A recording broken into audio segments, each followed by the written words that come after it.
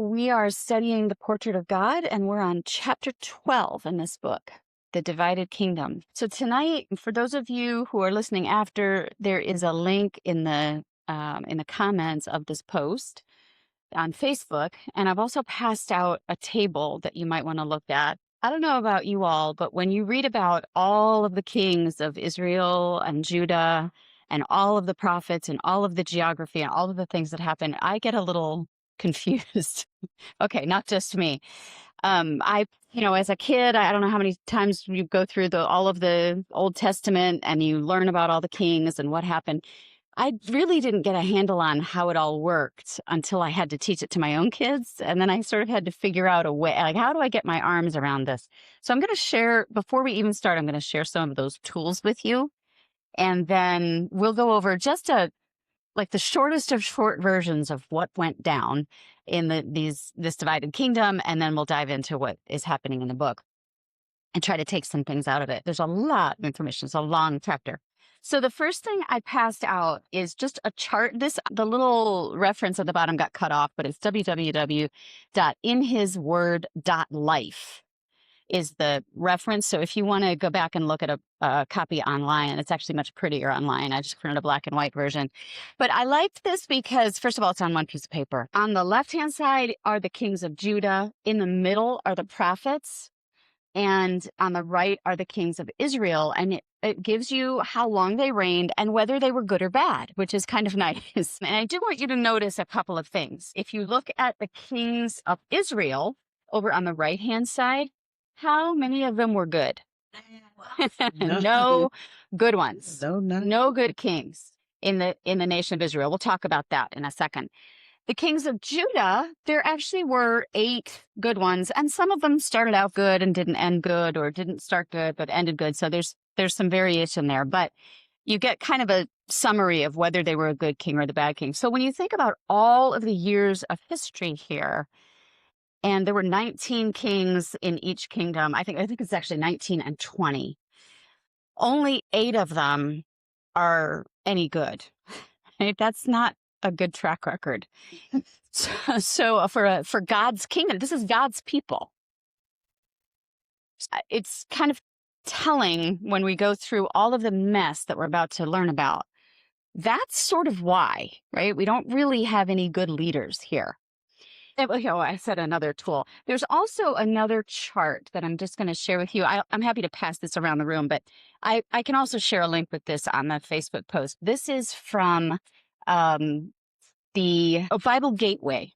If you look up Bible Gateway, that's a great website, by the way, for finding different versions of the text and that kind of thing. On Bible Gateway, if you put in kings and prophets, it will bring you to this pretty chart. This one has a little bit more detail. It has the dates, the assumed dates. Some of them are known and some of them are not known. And it also tells you something that the one I passed out does not. In the middle column here, you see all the prophets. But it doesn't tell you whether the prophet was teaching to the northern kingdom or to the southern kingdom. This one does tell you that. So it's a little more detailed. I was going to copy this, but I thought it would get a little lost. It's a lot of information. So I'll pass around if you want to see it. It's there for you. So one more thing that I'm going to pass around, and this is just something I pulled together. It's in my handwriting, and I'll just pass it around the room. This is my list as I was trying to explain this all to my children. And I think I got this from several different sources, but we have the northern kingdom on the top and the southern kingdom on the bottom, and all of the writing prophets, the dates that they lived, so whether they were teaching to the north or the south, and also whether they were preaching before the exile, during the exile, or after the exile. So that's kind of helpful when you're like, when is, Nahum speaking? Because it does help you to have the context. Where were they and what was happening? So I'll pass that around. And also a little memory aid on the desk if you want it. All right, one last thing before we move into the overall history that I'll recommend to you. If you don't have a chronological study Bible, this is an amazing history tool. So if you're, again, kind of wanting to put things in context, it'll have things like the writing prophet that was teaching to the northern kingdom before the exile. Well, it'll be in chronological order. That's not how your Old Testament is organized. So if you wanted to to read through in chronological order, this is a great Bible to do it in. There are also amazing charts and graphs and maps and all kinds of things. Lots of timelines for the kings and the treaties they made. And let me see if I can just show you an example. So here's when Jehoshaphat and Ahab formed an alliance, what was going on in the world and the timeline and so forth. So it's a great study tool if you're, pulling together a lesson or if you just want to understand. I'm happy to, I can pass this around too. I don't know if anybody's interested, but I got that Christmas one year. It's a great. I use that a lot for classes that are like this when it's not so much information. So let's talk for just a minute before we go through the lesson itself about the overall history of the United Kingdom that we talked about last time. Who were the kings of the United Kingdom? There were three: Saul, David, and Solomon. And after Solomon, we'll talk about why, but after Solomon's son, Rehoboam, became the king, and then everything went wild. There was a rebellion against Rehoboam, and let's just talk about that moment. In fact, open up your Bibles, if you would, to 1 Kings chapter 12. We're not going to read the whole history, but I just want you to have some anchors. So here in 1 Kings chapter 12, Solomon dies in chapter 11. Rehoboam starts ruling, and Rehoboam is kind of a young, foolish man. And when he becomes king in chapter 12, the people say to him, "Hey, your father was tough on us. He charged us a lot of taxes. He made us work for him." And they said, "Do you think you could maybe be easier on the kingdom?" Because the kingdom was thriving, right? There was no need for all of that taxation and the people being enslaved to the king. And so he considered their request. He went out and asked all his friends. The old men told him, "You know what? You should lighten up a little." The young men told him, "No, drive it home." And he decided to be even harsher. And so it turns out that Jeroboam, who had been one of Solomon's servants, Jeroboam decided that he would revolt against Rehoboam. Now, he did not do that all on his own. So he had actually, in chapter 11, we won't read it, but back in chapter 11, he had actually met a prophet. Jeroboam had met a prophet, and the prophet took his cloak and tore it into 12 pieces. Mm-hmm. And gave 10 of them to Jeroboam and kept 2. And he said, "This is what's going to happen to the kingdom, the 12 tribes. You're going to get 10 of the tribes to rule over, and God is going to keep 2 of the tribes for himself to keep David's line alive.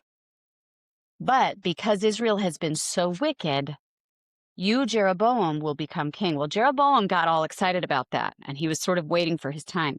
Well, when Rehoboam decided to be super harsh and follow the young men's advice, Jeroboam saw his chance and said, "Okay, let's go." And so he came with his friends. They went in and they had a revolt. And it turns out that, yes, Jeroboam did win the hearts of all of the tribes of Israel, except for Judah and a portion of Benjamin. And when that happened, Jeroboam decided he's going to be so nice to the people that he's not even going to make them go back to Jerusalem to worship, because if they go back to Jerusalem, they might remember Rehoboam and Solomon. So why don't we, what did he do? Bethel and Dan. Yes. He decided he's going to put some altars where it'd be a lot more convenient for people to worship. And he said, "Don't you ever worry about it. You don't have to go back to Jerusalem anymore. You don't have to pay tribute there. You don't have to have respect for the king there. You just stay where you are, and up in these mountains, you can go ahead and worship." And he actually built altars, and he sort of accommodated. It was to God, but it really was to their own idols, right? He let them keep their own idol worship. So that was the moment. The book says this event cannot be underestimated as the thing that took the northern kingdom Israel down the wrong road. Here's Jeroboam, and he decides to worship God his own way. Now, God gave him the kingdom, right? But he's taking it his own direction.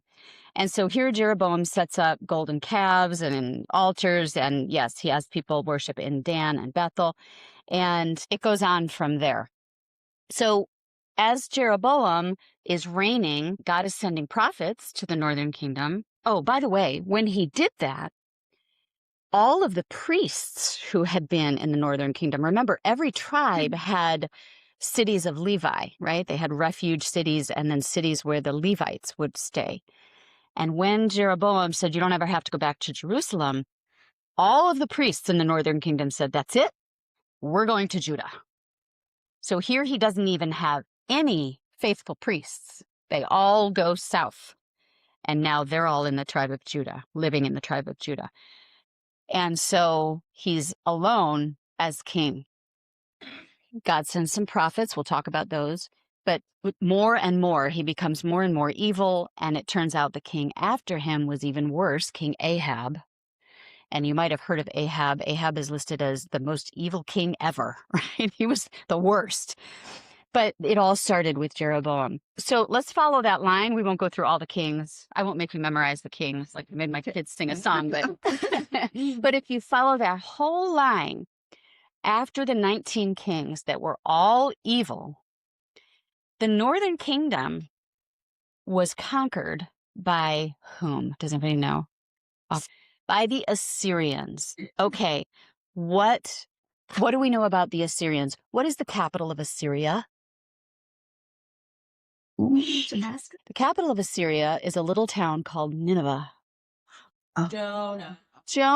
Have you ever heard of Nineveh? Okay, so that's Nineveh. And by the way, on a map, if you look at Jonah, it's kind of fun to look at it. On a map, it would be this way. So Jonah's over here being told to go to Nineveh, right? Head east and go to Nineveh. He goes all the way to the other side of the Mediterranean Sea, and like as far as you could possibly go in the known world. But yes, he was supposed to go to Nineveh, and he didn't want to go to Nineveh. So tell me what you know about the Assyrians and the Ninevites.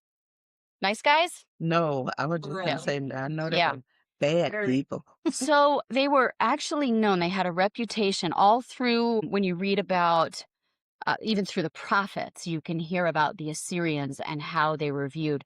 They were terrifying people. I looked up, I actually had a reference and I don't have it right now, but I'll tell you what it said. The Assyrians were known for impaling their victims alive. And then, I mean, this is terrible, but I'm going to say it. And then taking the impaled body and sticking it into the city wall and just leaving it there. And so the people would die like that. But their whole city wall was full of that, just their conquests. Brutal people. They were not taking prisoners, right? They would utterly destroy. And in fact, that's the language of the Assyrian conquering of the northern kingdom. It was utterly destroyed. So after all of those kings, there is no more Israel. Israel is utterly destroyed. Now let's talk about Judah for a minute. So that's the end of the story, which we'll get to. But Judah, they did have some good kings. And remember, why did God protect Judah? Who did he want? The promised seed. Yes. So we had the kingship of David. We had the promises way back in Genesis 12 made to Abraham, your seed, your seed. So through that lineage was going to come Jesus Christ through the tribe of Judah. We looked last time at Rahab and Ruth being part of that lineage, right? And so here in the tribe of Judah, you do have some good kings. We're preserving that line, but even Judah got carried away. Who was Judah conquered by? Babylon. So not Assyria, but Babylon. Same region. Assyria's to the north, Babylon's to the south. Babylon also was a pretty brutal kingdom and harsh, but they were a little better than the Assyrians. They weren't quite as destructive. So they were taking prisoners, right? They took people from Jerusalem and they did it in 3 waves. And some of the people you might know, the people who were taken captive out of Jerusalem included names like Daniel and Shadrach, Meshach, and Abednego, although those aren't their Hebrew names. But yeah, they took them out of Jerusalem and brought them over to Babylon. And as the kings there, as time passed and different kings ruled in that region, eventually they did get to come back. Who came back? Who was the one who came back and rebuilt? Ezra and Nehemiah. Ezra and Nehemiah were the ones who came back and rebuilt Jerusalem. Their goal was to rebuild Jerusalem. So that was after 70 years of captivity. So we have the northern kingdom gone. The southern kingdom preserved. They were actually taken captive because they weren't very faithful in the end either, but they were allowed to come back and rebuild. Okay, so that's sort of in a nutshell. In a nutshell, that's the history. And that's important to keep in your mind. Northern kingdom, southern kingdom. Northern, all bad, gone. Southern kingdom, some good, preserved, right? They still had captivity. But that's, as you're looking at the chart, as we're reading today, those are some important things to know. All right, so let's talk a little bit. In the book, he does talk about the Rehoboam, that Rehoboam's fall was actually a punishment. This was a punishment from God. So it's, you don't need to feel sorry for Rehoboam at all. God said that he was going to give this dominion of the 10 tribes away, and it's because Israel had not been faithful. He makes the point here that all of this destruction really was stoked during the life of Solomon, because Solomon, while he was the wisest king and he was blessed by God with wisdom and wealth, he also had some issues. What were his issues? Yeah. Yes, those were his issues, right? His wives were his issues. So he ended up marrying someone, lots of people who weren't faithful, Canaanite women. And again, ended up worshiping at places he shouldn't have been worshiping and participating in things he shouldn't have been participating in because he was kind of going along with his wives. So, boy, there's our lesson, right? What's that? Idol worship. And idol worship. That's right. Solomon, right? Of all people, Solomon, although who had wisdom, still went along with his wives. So I did make a note, like who you marry is important, and that'll come up again in our lesson. But because Solomon had this issue that it was, and this was made in the last chapter too about David, his multiple wives and situation with Bathsheba, all of that indicated, David was a man after God's own heart, right? And Solomon had God's wisdom, but they both got tripped up in the same sort of area, and it caused their downfall, really. So even though they were ultimately faithful, the author here is making the case that really was the environment here that we have Rehoboam and Jeroboam in. And it was wobbly, right? The people weren't really faithful. So we talked a little bit about Jeroboam and his corruption of God's plan of worship. I do want to read one section on page 140, under the heading of Jeroboam, the second full paragraph. It says, "It is not possible to overstate the evil influence of Jeroboam's conduct on the northern kingdom. By such action, he positioned the nation on a course of national destruction and spiritual perdition. Jeroboam's corrupt pattern of worship drove the Levites and other families devoted to God's way to Judah, and they strengthened the kingdom of Judah. God's 7,000, that's those that remained, the remnant, constituted the remnant and were not sufficient in number to enable God to preserve the national life of Israel." So again, cannot be overstated. When you think about the worship of God, and this comes up with some of the other kings, God set out the way he wants, especially in the Old Testament, he set out this way that he wants his worship to be. And I say especially, what I mean is there's a very prescribed, time, place, items, people, certain things, certain order of doing things.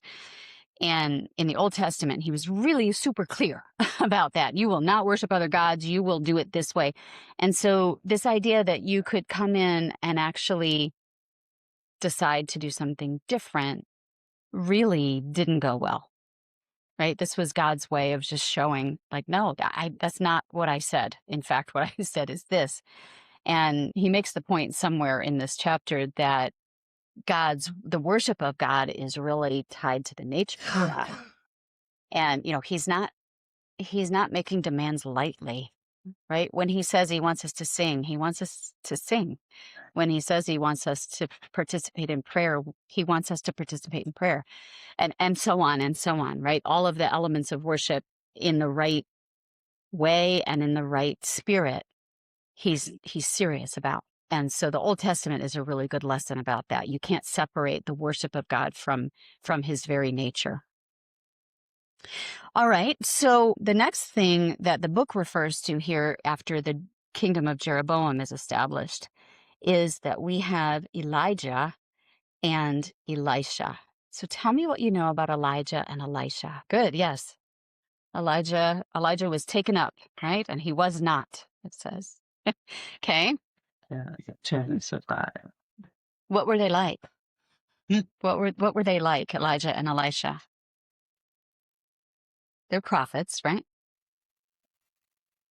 Do you remember some of the things that they did? There were some crazy things that happened with them. There's a good long list in the book. We can look at some of it on page 141. It says, God raised up Elijah and empowered his work with numerous miracles. He initiated his work by announcing a 3.5-year drought. He was sustained by ravens at the brook of Cherith. He multiplied the meal and oil of the widow of Zarephath. You remember these, right? He raised her son from the dead.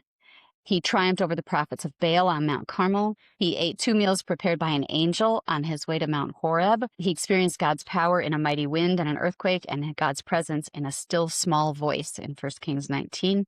He foretold Ahab and Jezebel's deaths. He predicted the death of Ahaziah, and so on. I won't keep reading, but those are the mighty acts of Elijah. So Elijah was a very powerful prophet.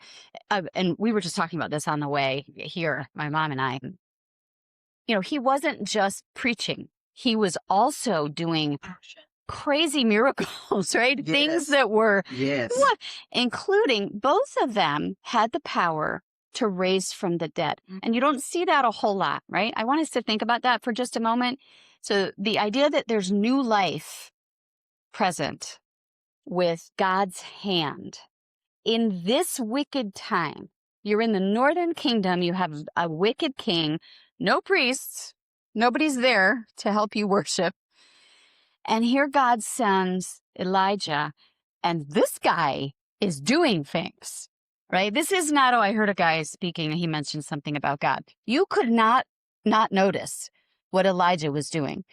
And he was so powerful that he could even raise people from the dead. And he did. Jezebel. I mean, Yes. that's just how vicious this woman They were was. vicious. Yes. They were the worst. Yeah. I mean, boy, there's a lot to talk about, right? Any one of these paragraphs really could be an hour-long class, right? There's a lot of material. But, he makes the point here, all of the miracles, always miracle is a confirmation of God's word, right? It's something that's said and then it's confirmed the miracle. But it does convey God's nature. And I love what he says here. All of these works proved the absurdity of idolatry. So imagine you're worshiping this carved image and, and this guy is coming and telling you, no, there's one true God in Israel. You know him. You remember him. All of the mighty works. So they would all talk about, right? All the mighty works that God did. And here, let me show you some mighty works. And still, they didn't listen. They didn't listen. But he was there showing them how ridiculous their way of life was, right? This is the only true way. So here's Elijah. And then if you turn the page, tell me about Elisha. What's the difference between Elijah and Elisha other than the spelling? What did Elisha have? Oh. He was bald. He got made fun of by that. Yeah. How much of the Spirit did he have? A double. Okay. So Elijah was doing crazy things that you couldn't look away from. And Elisha had a double portion of his Spirit. So Elisha was actually one of Elijah's followers. He would follow him around. And he prayed that when Elijah was gone, that he would get a double portion. And Elijah didn't even know if that was going to happen. He was like, well, if it happens, if I go this way, then you will get it. But if I go a different way, you won't get it. Well, it turns out he did get it. And he made things float that shouldn't float. His very cloak had power in it. He predicted all kinds of battle outcomes. Let's read some of what he did. He purified the polluted waters of Jericho. He initiated God's judgment on the profane youths of Bethel. That's what Olivia is mentioning when they said, yes. That's my favorite. That's right there. She bears. It's not just bears. No. It's she bears. Do you all remember that one where he was made fun of? Some kids were calling him, I think in the King James it says, "Go up, thou bald head," which somehow he took offense to. I don't know what that means, but it was some kind of, and I got the video saved somewhere, but it was like in the original language, it was like a specific insult. Yeah, which was like really hard. He took it. Yeah, it wasn't. He didn't take it bad. It was bad. It was bad. It was bad. So he punished them with she-bears. Yes. He filled the trenches of a valley in Moab with water in preparation for battle. He augmented a widow's oil. You remember that. He restored life. Here's again raising from the dead, right? The Shunammite's son, and so on. He was God's agent for Naaman, healing. He caused an axe head to float on the water, and actually had an outcome in a battle because of that. He gave supernatural sight to his servant and removed sight from the army of Syria.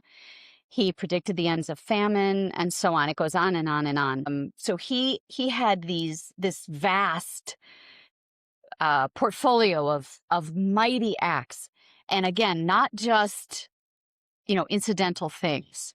This was wild. The things that he did were wild things. But again, here we have God showing people how ridiculous their life was. You cannot act this way because this is who God is sending you.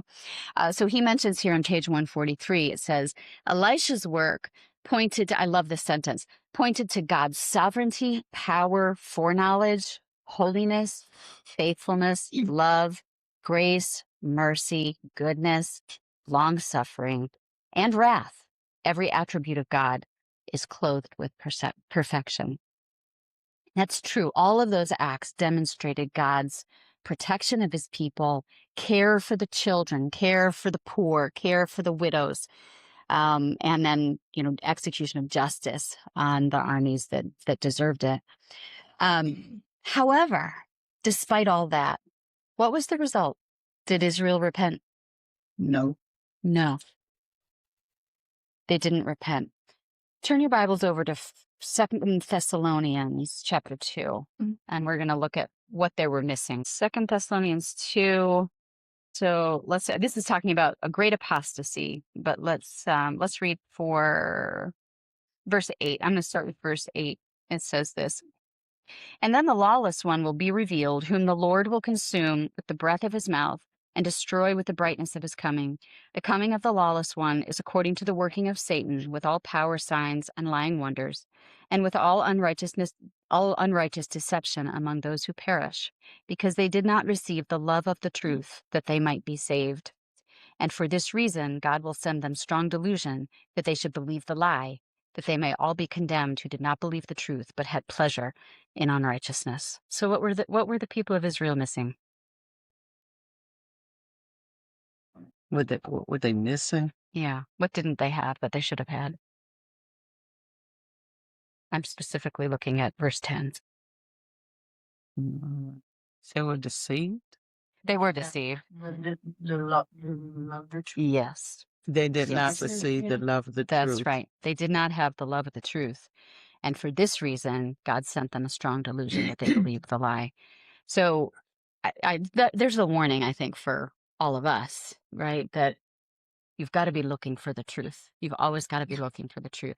And if you don't, it's easy to get astray. The whole nation of Israel, right? They did not have, this passage is not specifically referencing the children of Israel, but generally, when people don't have a love of the truth, they're not going to be able to receive righteousness. They're not going to be able to understand. And so that's what was missing here. There was no love for the truth, despite God sending them blazing signs that he was that he had power and that he had the truth and that he wanted them to repent. Yeah. I find it so frightening to read on. For this reason, God will send them a strong delusion. Yes. Because Yes. once you've got that strong delusion, how difficult is it to take yourself out of that and find the truth? Right. Yeah. No, I mean, that's your prayer, right? That you want to always have the love of the truth, always foster the love for the truth, and learn to love it. The Psalms are full of that, right? I love your law. I love your works. I love your words. And I think that's the example where we want to be following so that we don't have something that comes that we believe that's a lie, right? Always have a love for the truth. Okay. Any other thoughts about Elijah, Elisha, or the other kings? We talked a little bit about Ahab. We'll get into him a little more here in the worship, that sphere. All right. So then we move into Judah. And although Israel didn't have any good kings, we do have the 8 in our little chart here. And I always have to look at the chart when I'm reading about them because I get lost. It really does help to have, the anchors of who they are, because otherwise some of them have the same names or it's similar names. And, Olivia, you were mentioning some of them only reigned for 3 years, 2 years, 3 months. So they came fast. And also one thing that you should know, if you're trying to add up years ever, I don't know if you're going to do this, but if you do, they don't add up because there were co-regents in both kingdoms where maybe a father and son would reign together for a period of time, or one family would be in one place while another one started in another place. And so there'd be some years overlapping. So it's hard to keep it straight unless you have a reference tool. All right, so let's talk about, he lists out here the good or mostly good kings. And even with some of the good kings, you can see they get themselves in trouble. So let's talk a little bit about each one with what the time we had left. I knew we were not going to get through all this. All right, so we start out with Asa, and Asa was the 3rd king on the left-hand side of your paper, and he did pretty well. He started out by clearing out the idol worship, and there were also armies that came through that he defeated, and it says that he was victorious because he relied on God. He did not have power in his own self. It says he deposed his own grandmother for her idolatry. And so he really was trying to seek God with all his heart. However, 6 years before his death, he forsook God, and he went, instead of relying on God for his next battle, he actually made an alliance with Syria. And when a prophet came and told him that he was making a mistake, he imprisoned the prophet. That's a theme, by the way. There was always a prophet, right? When they started to step the wrong way, God would always send somebody like, no, don't do that. Come back here. And if they heard him, good. But a lot of times they didn't. They either put them in prison. Sometimes they killed them. Sometimes we didn't even talk about this. Jeroboam, a prophet came to Jeroboam and told him, you don't set up the golden calves. And he pointed and said, get out. And his arm froze like that. And he couldn't pull it back. So anyway, here's Asa. He imprisoned the prophet that came and tried to tell him to rely on God rather than making an alliance, and he died. He died in spite of his good beginning. Then his son, Jehoshaphat. Jehoshaphat, if you look down the years here, he's one of the longer kings to reign, Jehoshaphat, and he was pretty good. So he was Asa's son, and he ruled for 25 years. And it says, there are 2 passages that are referenced here in 2 Chronicles. It says, his heart, listen to the words, his heart was lifted up in the ways of the Lord. So again, going back to that passage we looked at, he had a love for the truth, right? His heart was lifted up in the ways of the Lord. And God told him, you prepared your heart to seek God. So same idea there. So he continued to remove idols from the cities of Judah. He made sure that the priests had a place to teach and a way to teach. And so he made sure that they were taken care of. That was something that hadn't been done before him. He actually had a good prayer life. That's mentioned here. I wanted to find the passage. Yeah, in 2 Chronicles 20, 4 through 12. And I'm going to read this on page 146 of the book. It says, walking by faith, Jehoshaphat set himself to seek the Lord and proclaimed a fast throughout all Judah. Prayer is a revelation of man's heart. It's man's inner self on display. It's an x-ray of the mind. Public prayer allows one to peer into the soul of the leader. Standing in the court of the temple before a massive assembly, Jehoshaphat opened his heart before God and Judah in fervent prayer. He acknowledged God's sovereignty, majesty, power, love, grace, and goodness toward Israel, and his faithfulness in fulfilling his promises, and goes on. So he was a praying man. He prayed in public. He prayed with his people, which is a mark of a good leader. But he also made a mistake, and it was a pretty costly mistake. So you may remember that there was Ahab as the king in Israel, in the northern kingdom. Well, Jehoshaphat decided that he would make an alliance with Ahab. Now, what possessed this man to do that? I really don't know. But he made this alliance with Ahab. The prophet came and rebuked him. Don't do that. But he actually, before he could take it back, he gave his daughter, just sealed by his marriage.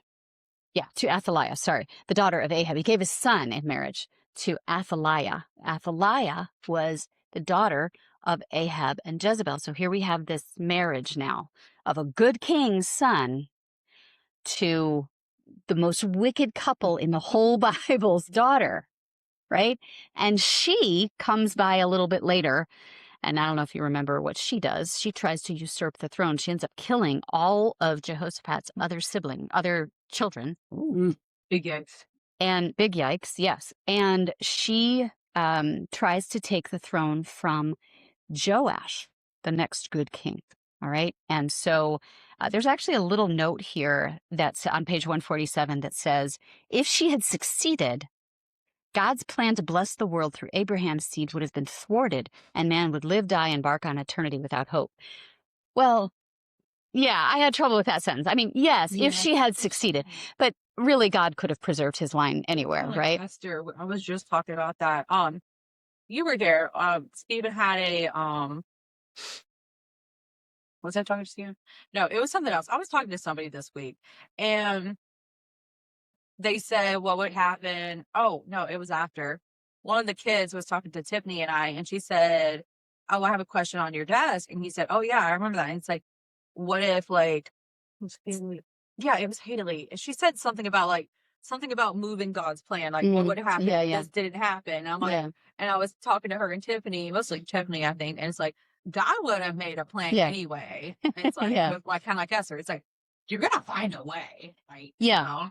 So, I mean, that comes up again. It's God's providence. It says right here, divine providence intervened. And there were actually Jehoiada and Jehoshabeth saved King Joash, and it goes on. We won't go through that whole story.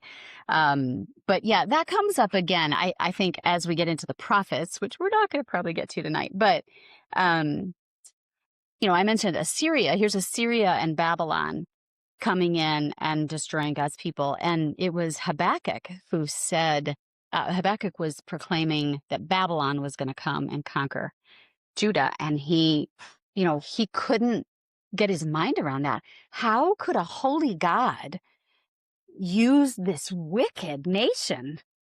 And he questioned God about it. You're going to go and make plans with this group of people for your own people?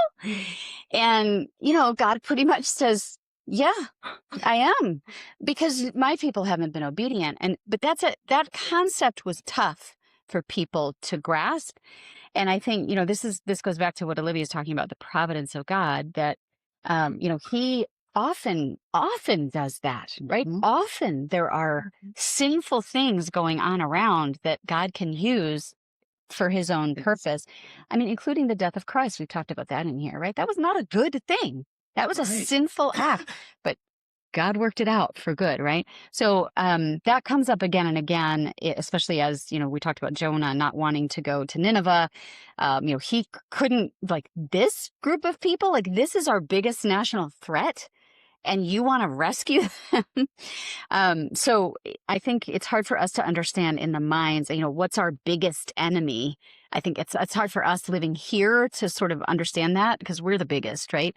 But there are nations in the world where they're really afraid of their neighbor. And that's how this was. They really were terrified of these people. They were horrible people. And so they had a hard time grasping this idea that God would somehow allow them to defile the nation of Israel, right? But they didn't realize they had already defiled the nation of Israel. So, all right, let's keep moving. I will mention in Joash is the good King Joash, right? The young king, the infant king that we often read about to our children. Joash also fell away. And again, the prophets that came to him, he rebuked and sent them away. However, there is a reference to him in Jeremiah, I believe it's chapter 22. I have a small note and I can't really read it. I think it's Jeremiah 22, but somewhere around there, where they're lamenting the death of Joash, but they say it's better to die as a faithful king. Ultimately, I mean, he had trouble at the end, but it's better to die with a faithful past than to live in ongoing sin. And so that chapter is sort of a lament about, yes, he died as a result of his own actions, but at least, he had a chance. So we'll skip over Amaziah right now and even Uzziah. But both of them started out okay and then had issues where they either brought back idols or I think it was Uzziah, yes, it's his pride. He was the one that decided to go against God's will, and he kind of picked fights with his neighbors and ended up dying.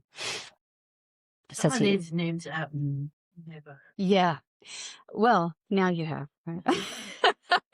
Yeah, it's a lot of people, right? There's a lot of people. And I mean, some of them have more fascinating lives than others, right? Yeah, some of them just are mentioned and they only reigned for however many months or years. King Hezekiah is one of the good ones. He was there at the end, and he actually witnessed the captivity, Hezekiah. He's the one that prayed for 15 more years of life and was given 15 more years of life. So there's a mention here, 2 Kings 17. I wanted to read that. We're not going to have time, but take that note. 2 Kings 17, verses 6 to 23. It's talking about God's relationship with the nation of Israel for the whole time that Israel was a nation. And it talks about God's grace and how he's established them. They sinned, and then he offered them redemption, but they didn't take it. Okay. And that comes up now as we turn to the prophets. We'll spend the last 5 minutes here in the prophet. So there's the number of prophets written here, and that thing that's going around, if you want to take a look at the prophets as they preached here. There's some discussion about the date of Obadiah. I think it's pretty clear, though, he was preaching against the destruction of Edom. Edom was the family of whom? Esau, way back, right? This was Esau's descendants, and they had trouble as they went with their neighbors and brethren. They at times were kind to them, but most of the time they were not. They withheld provisions from them as they were going into battle, and they were just not very nice neighbors, even though they were technically family.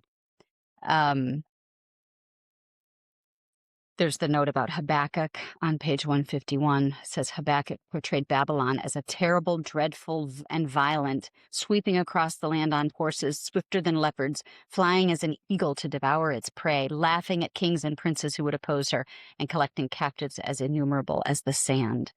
And so Habakkuk is saying, how can you send someone like that to take us? I'll mention Joel quickly. Joel is a little bit unique. If you look here and if you read Joel's fairly short. Joel is referenced in Acts chapter 2, and it has a lot of parallels with that sermon in Acts 2. If you read through the book of Joel and then Acts 2, you'll see a lot of parallels. And the difference here, it says Joel's voice is silent regarding kings and idols. He doesn't talk about that, but instead he talks about priesthood and sacrifice, which is a little different. Some of the other prophets are really talking about the wickedness and how God's destruction is coming. But Joel is calling them back to worship. And it also, he mentions here, this is a nice portrait of it's a kind of a little capsule of the whole theme of the Bible in the book of Joel. Joel stressed that God was gracious, merciful, long-suffering, kind, eager to replace judgment with blessing. These are all familiar, right? Every time it talks about what God is like, right? God has a terrible side too, right? In the pure sense of the word, you can be terrified of God as well, should be in one sense, but he's also kind and long-suffering and knows us and doesn't want us to be punished. He wants us to come back, right? That's been the case all through history. Well, you speak of that, but God doesn't want anyone to perish. Before he took action against all of these other kings, he sent a prophet to warn them. That's right. That's right. Nobody went without a warning. Yeah. Yeah, that's right. No, it's kind for him to do that, right? It's kind. All right, we will skip over Amos. Let's mention Hosea quickly. Hosea is a tough book to read. It talks about Israel's behavior as not just idolatry, but whoredom is the word, being unfaithful to a spouse. And actually, Hosea is commanded to marry a woman who's not faithful to him. And so what you're listening to is Hosea talking about his own life and the pain that he's going through and watching his wife behave this way. And then he's likening that to the nation of Israel. And what it does here, I mean, this is not just God's angry, right? God is hurt. And so this is a slightly different read on God's character here. God loves the people the way that you would love your spouse, right? That it's tenderness and care and how could you? And so it says here in the text, I underlined this, Hosea used the word whoredom or words like that 17 times in this book to describe the spiritual adultery of Israel. And he was speaking from an anguished heart that understood the pain of unfaithfulness. And it goes on. I won't read that part, but Hosea is when you're studying the prophets. Joel is a little different. Hosea is a little different. It gives you this idea of what God's person, God, the person of God. He's not just a set of laws who's demanding obedience. He is that, but he's not just that. Right? He also gave you everything. Yeah, that's right. Yeah. I gave you. In fact, I'll read a passage. Where's my Bible? I'll read a passage that happened to be in our Bible reading just the other day in Joshua. Let's see if I can find it real quick. It says, in Joshua 21, this is when Joshua had taken all the Israelites in and they conquered the land. And it said, so the Lord, at the end of the chapter 21, so the Lord gave Israel all the land of which he had sworn to give their fathers, and they took possession of it and dwelt in it. The Lord gave them rest all around, according to all that he had sworn to their fathers, and not a man of all their enemies stood against them. The Lord delivered all their enemies into their hand. Listen to this. Not a word failed of any good thing which the Lord had spoken to the house of Israel. All came to pass. And then it's not very much later. You're turning a couple pages, and here we are into all the kings, right? I mean, we went through Saul, David, and Solomon, but they forgot all of that, right? Here's what I did for you. He gave them this land. He wiped out all of their enemies around them. They went to houses they didn't build, fields they didn't plant, right? And here they are. So God was just in punishing them, certainly, but it hurt him as well. It's not just justice. It's also sadness. Yeah, that's right. You have to enact justice, but it also is disappointment and, right, you want what's best for them. Okay. Isaiah, let's talk for 1 minute about Isaiah and then Micah. So Isaiah also quite different in the prophets, but Isaiah is, it says he's started his work in the last year of Uzziah's reign in 742 BC. By the way, I didn't mention the date of the northern kingdom was wiped out by Assyria in 722 BC, if you want to kind of have an anchor in your mind, 722. So Uzziah, there's Uzziah here, kind of in the middle, also known as Azariah, one of the kings of Judah. And that's when Isaiah starts to preach. And of course, Isaiah's predicting destruction, but he's also talking about the Messiah coming.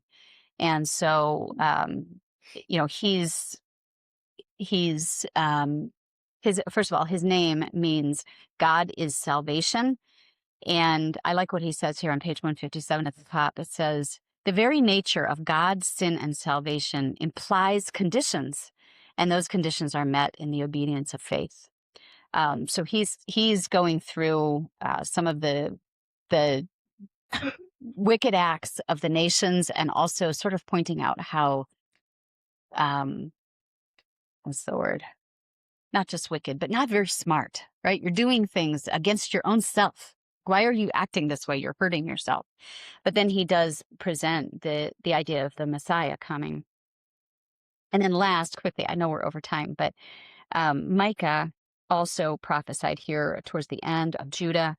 And he starts out with rebuke, but then he also turns to messianic prophecy here. And the last thing I'll read is the last line of the chapter there on page 159. It says, thus the prophet certified, he will turn again. He will have compassion on us. He will subdue our iniquities, and thou wilt cast all their sins into the depths of the sea. So there's this message of hope that Micah brings as one of the last writing prophets during this time. So we're at time, but I'm going to make one more little list of points. Mm-hmm. So I try, as we're going through this book, I mean, not only it shows you the nature of God and how he works through human history, but I was trying to think, how for women living in Florida today, what do we do with all this information? It's a lot of kings and prophets and history and, nations against nations. But there are a couple of notes that I made. The first is who you marry is important, right? Solomon had that lesson. And also this idea of Jehoshaphat's daughter marrying, his son marrying the daughter of Ahab and Jezebel. And that, like, for years and years after that, they were in trouble because of that. So who you marry is important. I made a note about the absurdity of idolatry and the purity of worship. Those are important things I think we all understand there. Also, if you're in a position of leadership, especially in Jehoshaphat, it's really obvious that as he turned good, all the people followed him. In fact, several of the kings, right? They read the law and the people were like, oh, so I think it was, people really do follow in a leader's footsteps. And so if you're in a leadership position anywhere, and that can be, in your job or wherever, and I think leadership, you might even be a leader among your friends, right? Just an RE phrase, but we always talked about lead by example. Yeah, right. That's right. People do follow, right? And so just be careful. It's important to be, to let your leadership characteristics be godly characteristics so that that's what people are following and seeing. And then last, I made a note about just consequences that, especially with the idea of Assyria coming in, God is able to use anything as an example for us and as consequences. So you can't read too much into, well, that's evil, and so it's, that can't be used by God, or you don't know God's plans, right? And even though some of these kings were good, they had a lot of cleaning up to do, right? There were consequences. It was a mess. And ultimately, Israel was no more. Judah was carried away. They had to come back and rebuild. Ultimately, even Jerusalem was destroyed, right, later. So, even those who are good bear the consequences of what happens around them. So I guess, the message there is not just that you have your own consequences, but your consequences can last for generations. And it can affect a lot of other people. And if you're suffering from consequences, you can still do what's right. Right? It's not a judgment against you. It's just the natural way, right? When somebody does evil, there's going to be a consequence, but it doesn't mean that you can't seek the truth and pursue righteousness and be faithful. You can, even if things are going bad around you. So All right, I'll stop with that. Also, Yeah, go ahead. a good take from this is to be careful at whose advice you take. Yeah, right. Yeah, right. Listen to the prophets, right? When they come and tell you, don't put them in jail. Yes. Yeah, And Jeroboam, when instead of listening to the elders, he Yeah. listened to his peer. And what do your peers know when the elders That's has right. experience? That's right. Yeah. And that's what I tell people too. Like I tell this to the kids all the time. It's not, I mean, not exactly like you won't find in the Bible, but I tell the kids, and I learned this a long time ago, and it's helped me. Don't take criticism from someone you wouldn't go to for advice. Yeah. So that's just a tidbit, Yeah. but that, it just reminded me of that. It's like Yeah. pretty good. Like I don't take advice from Yeah. worldly people. I take advice from mostly other church people. Right. Yeah. Yeah. Have godly friends, right? Put godly people around It you. helps a lot. Yeah. No, it does. So, all right, we made it all the way through that chapter. That was, I'm sorry, that was fast, a lot of material, but some good nuggets there if you want to do some follow-up study, and even in some of the prophets. Next time is the kingdom of Judah, and it's an even longer chapter. So I may break it into two. Thanks, everybody.